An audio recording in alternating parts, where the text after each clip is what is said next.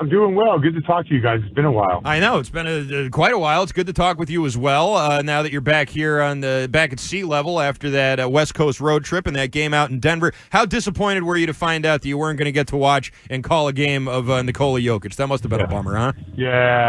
Yeah, well, it's probably good. I think he's so good. I think the Boston fans might not have liked me just gassing him up or giggling when he makes like the most impossible play look very average. So he just being honest, he is my favorite player to watch in the NBA. Disappointing from that standpoint, but I get it, man. He was sick, and that stuff kind of happens. We played the final call from that game with your boy Drew Carter saying statement in the second half, but what kind of statement was there in the second half in Oklahoma City? The way they, I guess, got bullied a little bit with the physicality and spacing, I believe, was the answer that Joe Mazzulla went with. What did you think of that?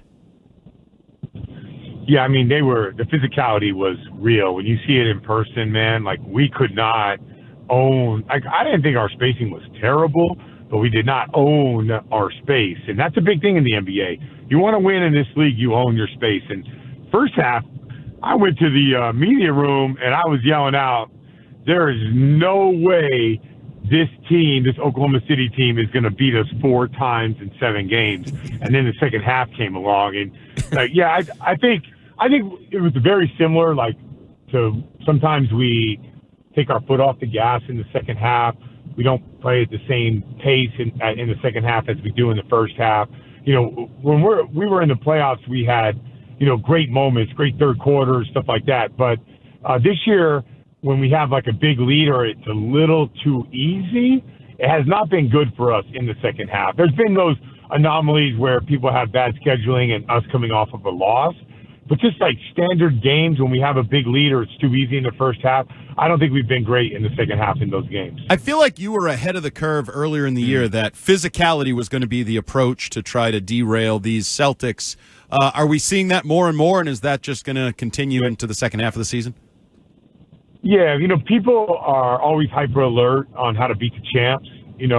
People call each other. It's just like you get the coaches that do the scouting reports are super motivated to beat them. They call their friends. They watch a ton of film. And to me, it's like pretty easy to see that you want to be super physical, super handsy, but you got to have a shot blocker at the rim. And, that's what Oklahoma City did in the second half. Isaiah Hartenstein being back there, they rotated really well outside of that. And we couldn't get downhill. So I think that's been the formula. I just think teams are like doubling down and tripling down. And I think that like the general fan doesn't know the margin. It's really small. The difference between being physical, owning your space, and dominating and winning by 20 or losing by 20 is a really thin line, and it's not as big as people think it is.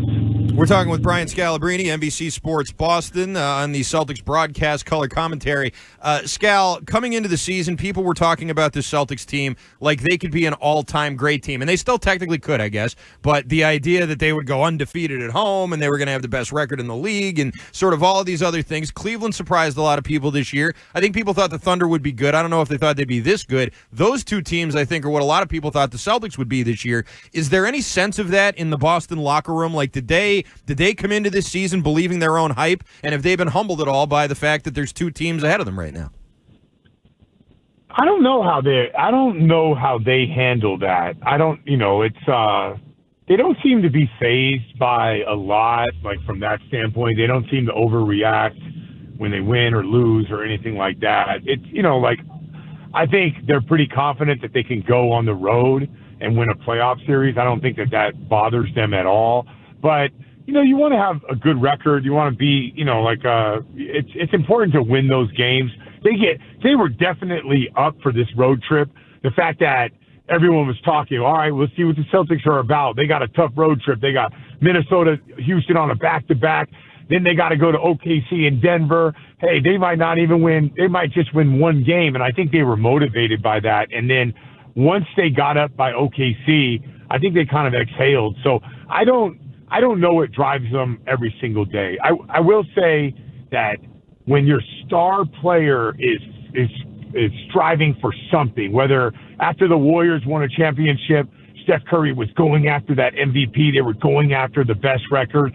When you have like other things besides just winning the game in front of you, I think that could drive a lot of things. And in the beginning of the year, I thought Tatum was doing that night in and night out, but it just not that he's played bad, but I think the MVP conversation kind of shifted, and it doesn't seem like we're in that same category as we were at the beginning of the year. So we're coming up on the middle of the season, as Christian just alluded to. I think there's a little disappointment that this isn't trending towards an all-time great team. How would you grade or assess what your general feeling is or takeaway is from these first, whatever it is, 37 games? Yeah, I think I would grade it like, I think we have the best team in the NBA. I think we have the most talent. We have the most size, physicality. But if I was going to grade their interest in winning every single game, it would be like a C. But I think overall, I think they all understand like the bigger picture. And another thing that's happening is like it's underrated because you have to be a basketball nerd to know this, but Sam Hauser makes a big difference, and he's been in and out of the lineup. He's a net rating darling. He comes in with that second unit with Jason Tatum, and they've been awesome in the past, and we kind of missed that spark. Peyton Pritchard has picked up a little bit, but just grading them on a day-to-day basis, it has not been like this, oh my God, this team is going to be one of the greatest teams of all time. But I still have a hard time thinking that a team is going to beat us. If Porzingis and Horford are healthy, I don't see a team beating us 4 times, out-rebounding us, being more physical than us missing shots like over the course of the series. I'm pretty confident that it's not going to look like last year's playoffs where I never thought a team was ever going to win or even force us to a Game 6. I just never saw it. But I think it's going to be a more challenging playoff run. But I still believe that we are the favorite to win a championship. I can't imagine those other teams beating us 4 out of 7 games. Scal, Brandon Jennings on Gilbert Arenas' podcast said that Jason Tatum is the softest superstar in the history of the Boston Celtics. Before we get to your reaction on that, what is your take on these? And I know that you have one yourself, so this is why I'm asking you. But a lot of these sort of retired players are getting on these podcasts and really having a lot to say about the current generation of NBA superstars. It's all very, and I know this is kind of just a generational thing. You guys had older players who probably did the same thing to you, just not with podcasts. What do you think about that? Because I hear people saying that inside the NBA is really hurting the game because Barkley and Shaq are ripping on the current play. Like, do you think there's something to that? Do you think that may be why ratings are down or whatever because the older generations are so critical? I mean, I think there's a lot of reasons why you could point to ratings being down, but I totally agree with you from a standpoint of, like these guys have their it's like the newest thing is to hear former players destroy the new players, or like I just don't get it. Is it like they don't have anything to do? So like Gilbert Arenas has even said that. He was like, you got to do things that are polarizing because you never know what's going to go viral and pick up. And when things go viral, you can make a lot of money. So I think that they've like adapted to that. But I mean, he also said that Nikola Jokic wasn't very good, like it's just like he goes on and on about like weird takes, so I don't really take those guys into consideration. I think this generation of players would smoke us. I think they're amazing. And I really think like the dudes coming off the bench are amazing. The players are so good nowadays. Their skill level is so good. And it's not even just the NBA. You could trickle down into high school. You could trickle down into like, middle school. They're all ridiculously talented. And that's how it should be. Like, I hope the car that I'm driving now is better than the car that they had in the 1980s. Everything has evolved and everything has gotten better and more advanced. And the only thing I will agree on is from this standpoint, and you have to be a real basketball nerd to know this. Like, you remember when Utah ran their offense? The Lakers and the Bulls ran the triangle. The Knicks were physical. The Miami Heat showed on pick and rolls, but other people ice pick and rolls. I kind of miss like the different styles of play. You go to Denver and they played fast. You play against the Knicks and they played slow. Like, I feel like every single team, whether they're good or they're bad, play the exact same style. They run a pick and roll, they get a matchup, they jack up a three. And, like, that's like, I wish there were more unique styles, and there are some, but you got to, like, really dive into it. Like, Orlando is physical like a team from the past. Memphis plays super fast. They're a great cutting team. Indiana plays fast. Like, there are some differences in styles, but not as much for my liking. Along those lines, we were talking earlier about sort of team building and philosophies, and for a while it was like, you have to have the big three, and then it was like, well, maybe the best duo will actually be enough.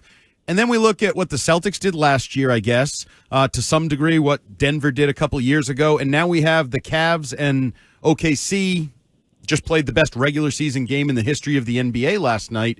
Do you think there's an evolution there in sort of roster building, or what people philosophically believe is how you build a champion? Yeah, for sure. I think it's. I think a lot of people don't know this, but it's about guys that can really defend their position and then not hurt you offensively.